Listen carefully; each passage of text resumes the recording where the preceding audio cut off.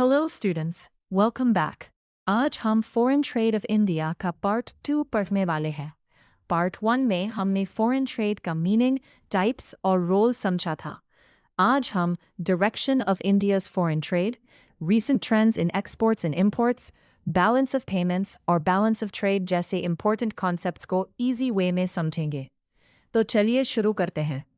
Direction of foreign trade का मतलब होता है कि इंडिया किन कंट्रीज़ के साथ ट्रेड करता है, यानी इंडिया अपने गुड्स और सर्विसेज किन कंट्रीज़ को एक्सपोर्ट करता है और किन कंट्रीज से इंपोर्ट करता है।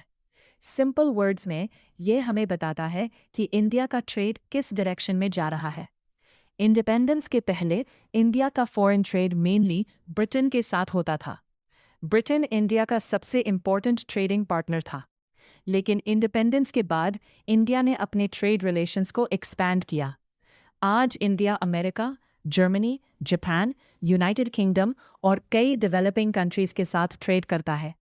इससे इंडिया किसी एक सी इंडिपेंडेंस के पहले इंडिया का फॉरेन ट्रेड मेनली ब्रिटेन के साथ होता था। ब्रिटेन इंडिया का सबसे इम्पोर्टेंट ट्रेडिंग पार्टनर था, लेकिन इंडिपेंडेंस के बाद इंडिया ने अपने ट्रेड रिलेशंस को एक्सपैंड किया। आज India America, Germany, Japan, United kingdom और कई डेवलपिंग कंट्रीज के साथ ट्रेड करता है। इससे इंडिया किसी एक कंट्री पर डिपेंडेंट नहीं रहा। अब देखते हैं इंडिया के इंपोर्ट्स किस डायरेक्शन से आते हैं। इंडिया सबसे ज़्यादा इंपोर्ट्स डेवलपिंग नेशन से करता है। उसके बाद OECD कंट्रीज और ओपेक कंट्रीज का नंबर आता है। ये दिखाता है कि इंडिया दुनिया के कई अलग अलग रीजन से इंपोर्ट्स करता है। अब एक्सपोर्ट्स की बात करते हैं। इंडिया अपने गुड्स और सर्विसेज का एक बड़ा हिस्सा डेवलपिंग नेशंस और OECD कंट्रीज को एक्सपोर्ट करता है। ये इंडिया की ग्लोबल मार्केट में बढ़ती हुई पोजीशन को दिखाता है। 2001 के बाद इंडिया के फॉरेन ट्रेड में काफ़ी चेंजेस आए। ट्रेड वॉल्यूम इंक्रीज हुआ, एक्सपोर्ट्स और इंपोर्ट्स दोनों बढ़े और इंडिया ग्लोबल इकोनॉमी के साथ और ज़्यादा कनेक्ट हो गया। आज फॉरेन ट्रेड इंडिया की इकोनॉमिक ग्रोथ में इंपॉर्टेंट रोल प्ले करता है। अब देखते हैं एक्सपोर्ट्स के रीसेंट ट्रेंड्स। इंडिया के मेजर एक्सपोर्ट आइटम्स हैं engineering goods, petroleum products, chemicals and chemical products, James and jewellery और टेक्सटाइल्स एंड रेडीमेड गारमेंट्स। ये सेक्टर्स इंडिया के एक्सपोर्ट अर्निंग्स में इंपॉर्टेंट कंट्रीब्यूशन देते हैं। इंजीनियरिंग गुड्स इंडिया के सबसे इंपॉर्टेंट एक्सपोर्ट प्रोडक्ट्स में से एक हैं। इस कैटेगरी में ऑटोमोबाइल्स, मशीनरी और इंडस्ट्रियल इक्विपमेंट शामिल होते हैं। ये सेक्टर इंडिया को फॉरेन एक्सचेंज अर्न करने में काफ़ी मदद करता है। इंडिया की पेट्रोलियम रिफाइनिंग कैपेसिटी बढ़ने के कारण पेट्रोलियम प्रोडक्ट्स के एक्सपोर्ट्स में भी ग्रोथ हुई है। आज पेट्रोलियम प्रोडक्ट्स इंडिया के मेजर एक्सपोर्ट आइटम्स में शामिल हैं। केमिकल्स और केमिकल प्रोडक्ट्स भी इंडिया के इंपॉर्टेंट एक्सपोर्ट्स हैं। इसके अलावा जेम्स एंड ज्वेलरी और टेक्सटाइल्स की इंटरनेशनल मार्केट में काफ़ी डिमांड रहती है।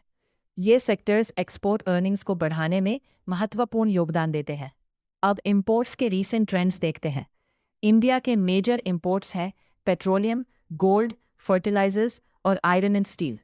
ये प्रोडक्ट्स देश की इकोनॉमिक एक्टिविटीज़ और इंडस्ट्रियल डेवलपमेंट के लिए ज़रूरी हैं। पेट्रोलियम इंडिया का सबसे बड़ा इंपोर्ट आइटम है, क्योंकि इंडिया को अपनी एनर्जी रिक्वायरमेंट्स पूरी करने के लिए क्रूड ऑयल की ज़रूरत होती है।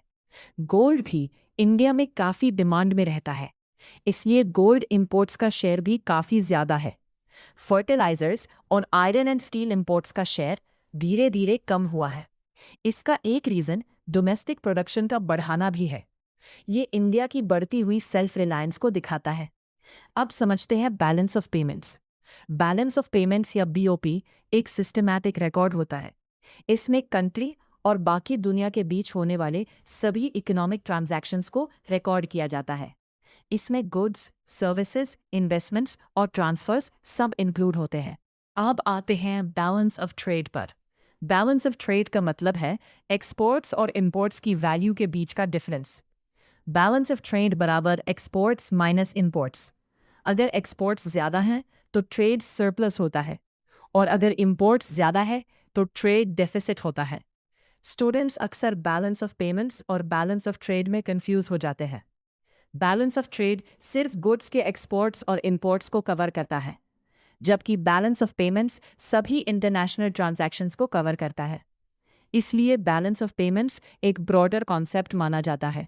तो आज हमने direction of India's foreign trade, recent trends in exports and imports, balance of payments और balance of trade के बारे में डिटेल में समझा।